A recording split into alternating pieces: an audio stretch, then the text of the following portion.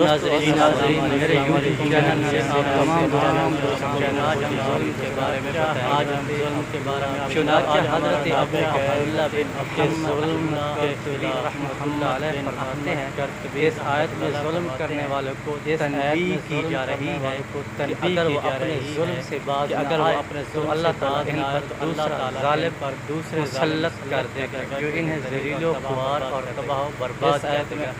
اس آیت میں ہر قسم کے ظالم داخل ہے، وہ شخص جو گناہ کر کے اپنی جان پر ظلم کرتا ہے، جو حاکم یا افراد اپنی رعایا اور محتاط لوگوں پر ظلم کرتا ہے، جو تاجر جعلی اشیاء اور ملاوٹ والی چیزیں فروخت کر کے خریداروں پر ظلم کرتا ہے، اس طرح چور اور ڈاکو مسافروں اور شہریوں سے لوٹ مار کر کے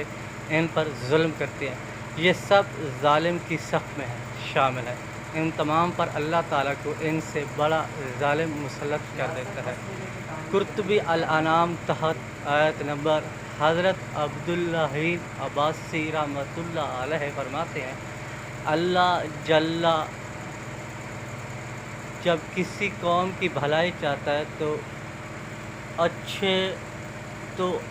کو ان پر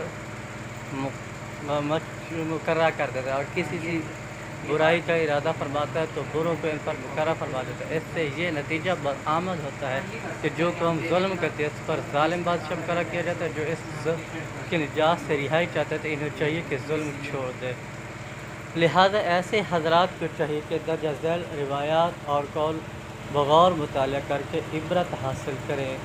اور اللہ تعالیٰ کی بارگاہ میں اپنے ظلم سے سچی توبہ کریں، مظلوموں سے معافی مانگیں۔ میرے دوستو، اگر ہمارا چینل آپ کو اچھا لگا ہے تو اس کو سبسکرائب کیجیے۔